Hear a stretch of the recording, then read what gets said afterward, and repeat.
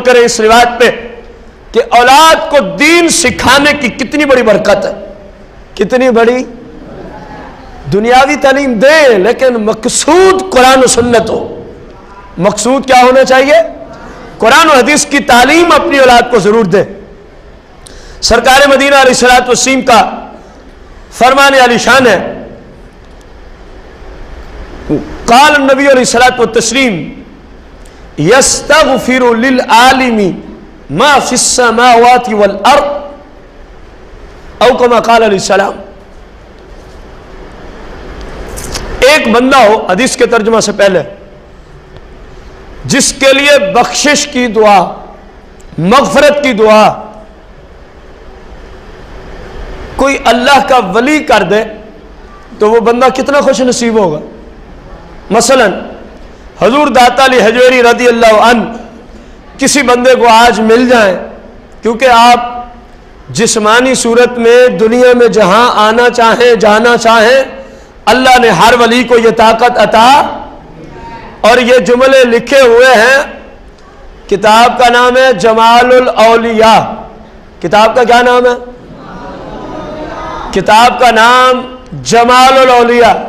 کتاب کا مصنف شیخ اشرف علی تھانوی دیوبندی، شیخ اشرف علی تھانوی یہ اپنی اس کتاب میں لکھتا ہے اللہ کا ولی جب دنیا سے چلا جاتا ہے، جب دنیا سے، اشرف علی تھانوی دیوبندی جمال الاولیاء میں کہتا ہے اگر اللہ کا ولی ایک ہی وقت میں کائنات کے مختلف 100 مقامات پر جسم کے ساتھ جانا چاہے تو دیوبندیوں کی کتاب میں موجود اشرف تھانوی کہتا ہے اللہ پاک اس ولی کو اتنی طاقت دیتا ہے قبر سے ایک ہی وقت کے اندر وہ اپنا 100 جسم بنا کر مختلف 100 جگہ پہ جا سکتا ہے۔ میرے بھائی جب تمہارے نزدیک ایک ولی کی یہ شان ہے تو جس کے صدقے یہ مسلمان ہوا تھا، ولی نے کلمہ تو سرکار کی ذات میں ہی پڑھا ہوتا ہے نا، جن کے طفیل ان کو ولایت دی گئی، جو سارے نبیوں کے امام ہیں، سرکار علیہ السلام کی شان کے متعلق پھر کیا کہنے؟ جب تمہارے نزدیک ولی کی یہ شان ہے تو اللہ کی عطا سے سرکار مدینہ بھی ایک ہی وقت میں کائنات کے کھربوں مقامات پہ جانا چاہے، اللہ نے سرکار کو یہ طاقت عطا فرما دی ہے۔ اور ہم نے اپنے گھر سے گواہی پیش اس لیے نہ کی تاکہ کسی کو اعتراض ہی نہ رہے، کوئی گالی بھی نہ دی، بڑے پیار سے نام لیا شیخ اشرف علی تھانوی، اور کتاب کا نام جمال الاولیاء۔ کہتا ہے ایک ولی 100 مقامات پہ جا سکتا ہے تو ولی سے نبی کھربوں درجے افضل و اعلیٰ ہوتا ہے، تو یہ جو کھربوں درجے نیچے ہو یہ 100 مقامات پہ جاتا ہے، تو جو کھربوں درجے اعلیٰ ہے وہ کھربوں درجے اعلیٰ ہونے کے ناطے سے ایک ہی وقت میں کھربوں مقامات پہ بھی پہنچے۔ تمہارے گھر کی یہ گواہی ہے۔ اب غور کریں، داتا علی حجویری رضی اللہ عنہ کسی بندے کے پاس آ جائے اور کہیں یا اللہ میرے اس بھائی کی بخشش فرما دے، میرے اس بھائی کی، کسی بھائی کا، مثلا بھائی محمد صدیق یہاں موجود ہے، یا اللہ بھائی محمد صدیق کی کیا فرما دے، تو یہ کتنا خوش نصیب بندہ ہے۔ آپ سے پوچھا جائے کیوں، تو آپ جواب دیں گے کیونکہ ان کے حق میں ایک ولی نے کیا کر دی ہے، اور صرف ایک بار کر دی ہے۔ اب سنیں حدیث، عالم کتنا خوش نصیب ہوتا ہے، جو شریعت کا علم سیکھیں وہ کتنے خوش نصیب ہوتے ہیں۔ قال النبی علیہ السلام، سرکار نے فرمایا یستغفر للعالم، شریعت کا علم رکھنے والے شخص کے لیے خواہ وہ مرد ہو یا عورت بخشش کی دعا کرتے رہتے ہیں۔ کرتے کون؟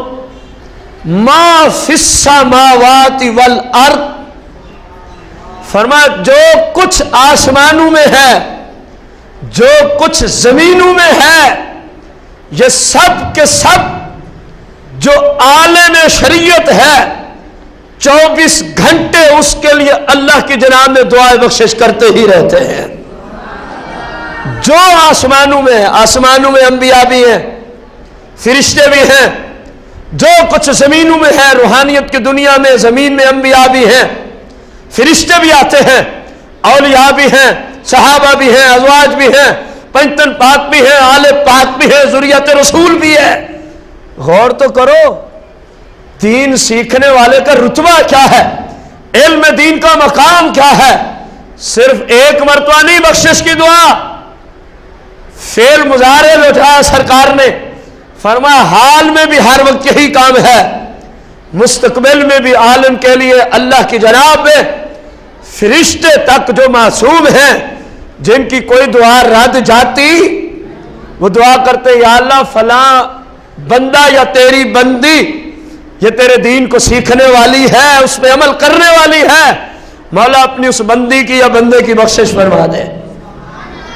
یہ کتنا خوش نصیب ہوگا۔ ابھی ایک ولی کی طرف ایک بار دعا کی نسبت ہوئی اور اب ہر وقت اس کے لیے دعا ہوتی رہتی ہے۔ دعا ہے کہ یا اللہ اس کی بخشش فرما دے، یا اللہ اس کی کیا فرما دے، بخشش فرما دے۔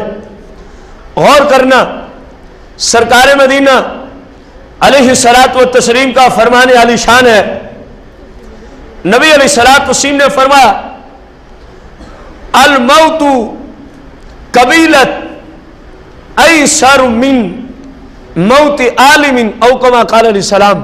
اس کو ذرا سمجھنے کی ضرورت ہے۔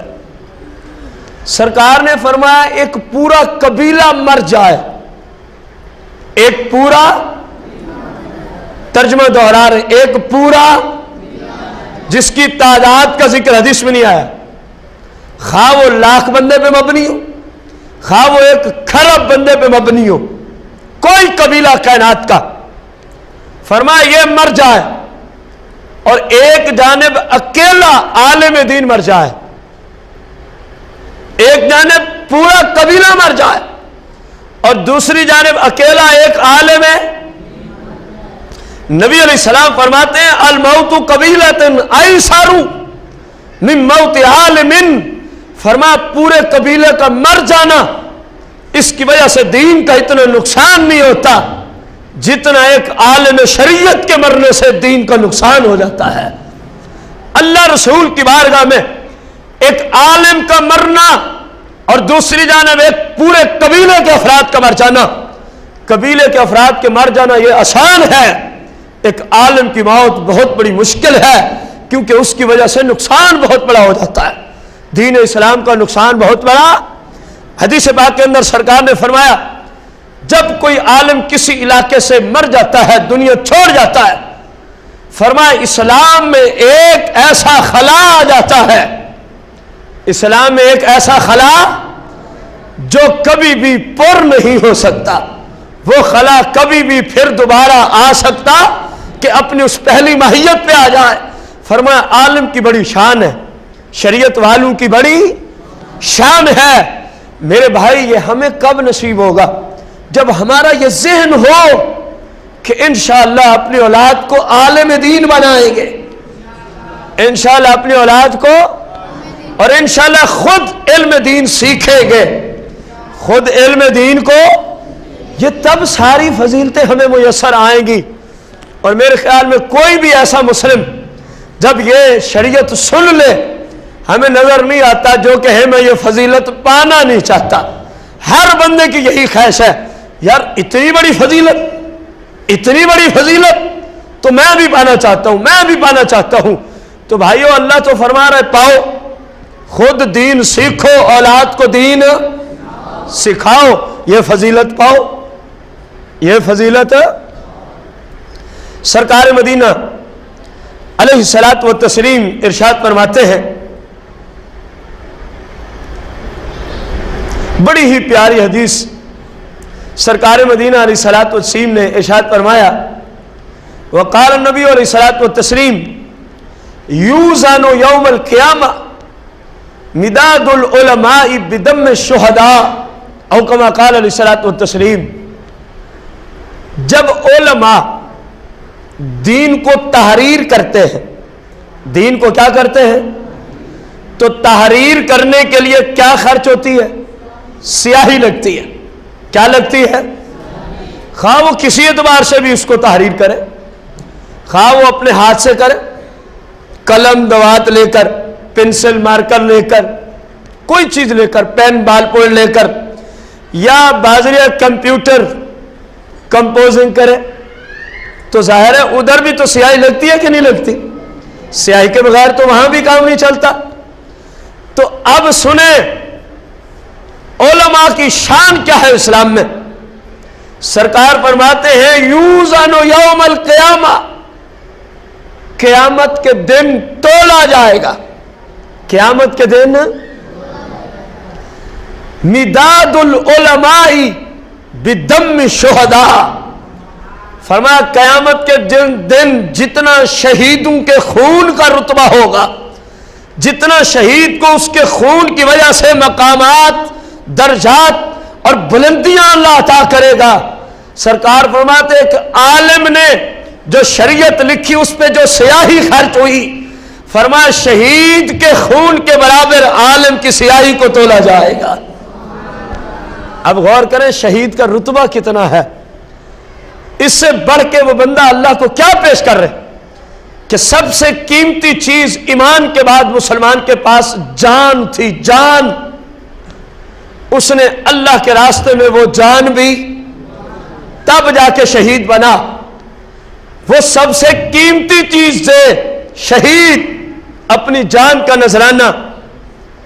غور کرنا، جس کی فضیلت میں یہ آیا کہ شہید کا خون کا پہلا قطرہ زمین تک نہیں پہنچتا، اللہ اس کو جنت میں پہلے پہنچا دیتا ہے. جس کی یہ شان ہو ان کا خون، اور عالم کی یہ شان ہے، علم دین کی یہ شان ہے کہ انہوں نے جو سیاہی استعمال کی، یہ خود ابھی باقی ہیں، ان کی سیاہی کی بات ہو رہی ہے. ایک جانب شہداء اسلام، دوسری جانب علماء شریعت کی سیاہی. سرکار فرماتے جہاں شہداء اسلام کا خون کام کرے گا، اسی جگہ علماء شریعت کی سیاہی کام کرے گی. جتنا درجے شہداء اسلام کو خون کی وجہ سے دیے جائیں گے، اتنے درجے علماء شریعت کو ان کی سیاہی کی برکت سے اللہ تعالیٰ فرما دے گا. علم دین کی کتنی بڑی فضیلت اس حدیث پاک کے اندر سرکار نے ارشاد فرمائی. آج ہر شخص کو یہ فکر لاحق ہے، اور ہونی بھی چاہیے، اور ہونی بھی، اپنے اہل و عیال کے لیے حلال روزی کی جستجو، یہ فکر ہونی چاہیے. ہم اس کی فضیلت تو انشاءاللہ اس کے متعلقہ درس میں لے آئیں گے. حلال روزی کمانے کی فضیلت، ایک آپ کا درس ہے جس کا عنوان ہوگا. ایک حدیث عرض کرتے ہیں احیاء العلوم سے. سرکار مدینہ علیہ السلام نے فرمایا بندے کے کئی گناہ ایسے ہوتے ہیں، بندے کے کئی، جن کے معاف کرانے کا ایک ہی ذریعہ ہے، اس کے بغیر وہ گناہ اللہ معاف کرتا. حدیث پھر دوہرا لیتے ہیں. سرکار علیہ السلام نے فرمایا بندے کے ذمے کئی ایسے کہ جو بغیر اس کام کے معاف ہوتے. وہ کام کیا ہے؟ فرمایا جب کوئی مسلمان اپنی بیوی اور بچوں، والدین، اہل و عیال کے لیے حلال روزی کی فکر میں رہتا ہے، حلال روزی کی جستجو میں رہتا ہے. بسا اوقات ایسے حالات آتے ہیں کہ معیشت کی دنیا میں اس کو کیا آتی ہے؟ پریشانیاں آتی ہیں. سرکار نے فرمایا یہ وہ کام ہے جس کی وجہ سے مسلمان کے کئی گناہ اللہ حلال روزی کی فکر کی برکت سے اللہ مٹا دیتا ہے. فرمایا اگر حلال روزی کی فکر نہ کرے تو کوئی چیز بھی ان گناہوں کو مٹا نہیں سکتی. اب غور کریں کتنا بڑی نیکی ہے حلال روزی کمانا، کہ کوئی کائنات کی چیز ان گناہوں کو مٹا سکتی؟ صرف حلال روزی کی جستجو، اس کی فکر، اپنے اہل و عیال کے لیے بسا اوقات بندے کی زندگی میں غریب لوگوں کو پریشانیاں، تنگ دستیاں آتی ہیں. سرکار نے فرمایا جب اس کو یہ پریشانی کا سامنا ہوتا ہے، اللہ فرماتا ہے فرشتوں دیکھو بندہ میرا ہے، میری طرف سے اس کے گھر والوں کے اس کے اوپر حقوق معیشت لازم ہوئے، یہ اس وجہ سے آج کیا نظر آتا ہے؟ اس کے فلاں فلاں سارے گناہ معاف کر دو، فلاں فلاں سارے گناہ کیا کر دو. آج ہر بندے کو حلال روزی کی فکر ہے اور ہونی بھی. سرکار سے پوچھیں اگر آپ چاہتے ہیں اللہ حلال روزی بغیر حساب کے دیے جائے تو پھر سرکار نے جو وظیفہ جو کام دیا اس کو کر لیں، اللہ وہاں سے روزی دے گا، آپ کا وہم و گمان بھی نہیں ہوگا. اور یہی بات قرآن میں بھی ہے، جو ہم حدیث پیش کر رہے ہیں یہی بات من قرآن میں بھی. اعلی حضرت رحمت اللہ علیہ کی بارگاہ میں فتاوی رضویہ میں یہ وظیفہ موجود ہے. ایک شخص آیا، اس نے عرض کی حضور میں تنگ دست ہو گیا ہوں، معیشت کی دنیا میں بڑا تنگ ہو گیا ہوں. فرمایا قرآن میں اس کا وظیفہ موجود ہے، قرآن میں اس کا وظیفہ. اس نے کہا حضور مجھے تو نہیں ملا. فرمایا میں بتا دیتا ہوں. اعلی حضرت رحمت اللہ علیہ نے جو آیت پڑھی میں آپ کو اس کا مفہوم عرض کر دوں. فرمایا اللہ فرماتا ہے ایمان والو اللہ سے ڈر جاؤ، اللہ سے جو شریعت کہے وہی کرو، جو شریعت کہے وہی. اللہ فرماتا ہے قرآن میں جب تم اللہ سے ڈرو گے، جو شریعت کہے وہی کرو گے، اللہ تمہیں وہاں سے روزی دے گا جہاں سے تمہارا وہم و گمان بھی نہیں ہوگا. اعلیٰ حضرت نے فرمایا جا یہ قرآن نے تجھے وظیفہ دیا ہے، اس پہ عمل کر، تیری تنگ دستی